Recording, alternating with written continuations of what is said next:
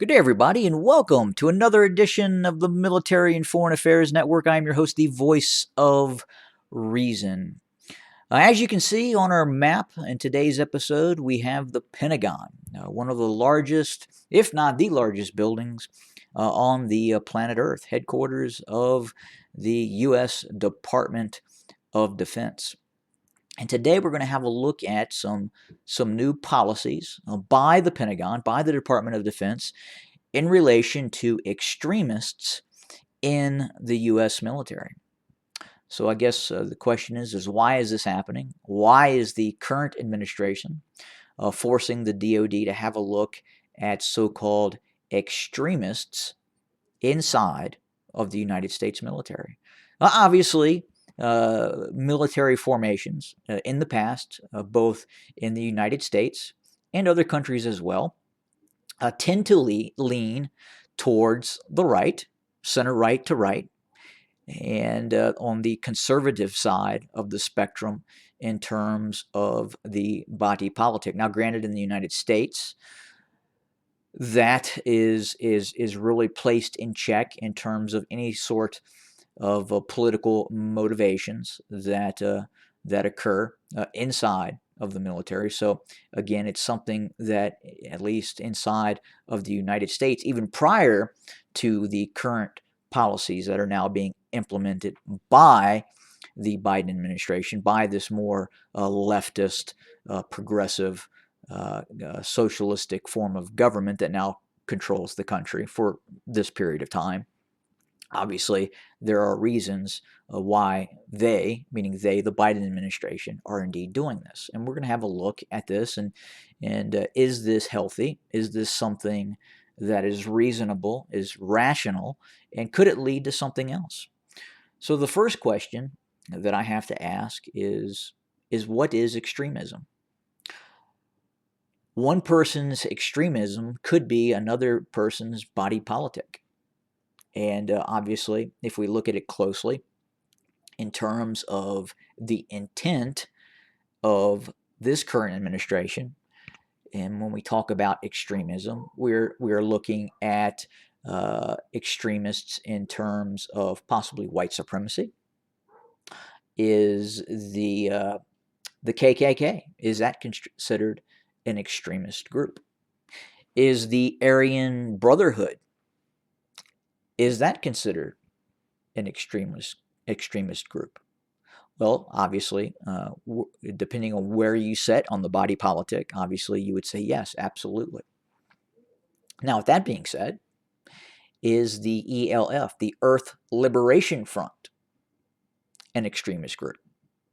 Is Antifa, the anti-fascist movement, an extremist group? Possibly. And again, where you sit on the political spectrum, you would probably say yay or nay. Again, it's perception. Now, obviously, in the case of some of these groups, you could say that is reality. But let's take it a little bit further. Is the Tea Party an extremist group? Could individuals in the United States military who are members or like on social media elements of the Tea Party, is that now considered an extremist group? Think about it. Could you consider members or persons liking the Communist Party of the United States an extremist group? Again, it all depends on perception and where you sit on the political spectrum. And again, we're trying to keep the U.S. military completely void of political interest. That's obviously the ultimate goal. What else? What other groups could we look at? Could we, at some point, since we're including the Tea Party as an extremist group, at some point, depending on the national narrative, depending on what is coming out of the current administration, again, either this administration or an administration in the future, because again, when you set these policies into effect, they can go both ways. Could the Republican Party be considered an extremist group? Could the Democratic Party be considered an extremist group?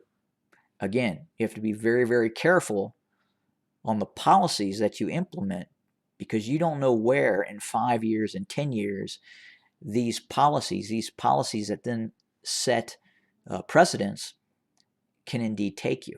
You just don't know. And again, in terms of this administration, the administration that is currently in power, that really sets to the far left of the political spectrum, obviously their perception is that an extremist group would be something that is on the right, the far right side of the political spectrum.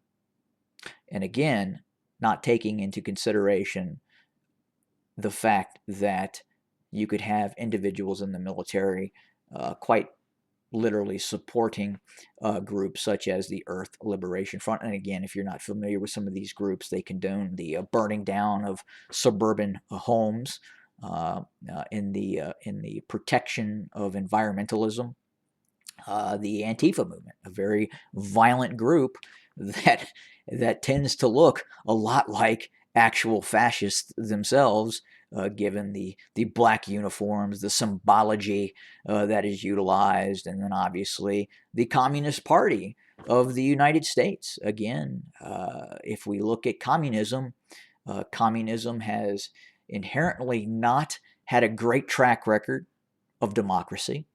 It has killed or resulted in the death of as many people, if not more people, quite literally more people, if you look at Joseph Stalin and Pol Pot, than even on the right of the political spectrum, the fascist side of the political spectrum.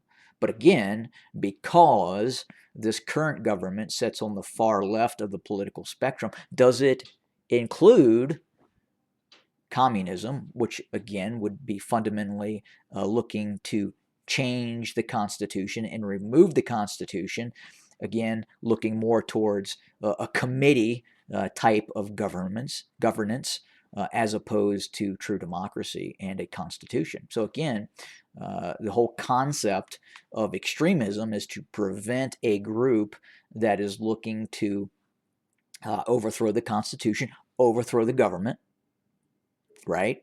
So again, you have to consider both sides of the political equation. And the question is the current administration willing to look at that? Are they just focusing on one side of the political equation, which could promote even more extremism? And then the ultimate question is, what if your government is extremists?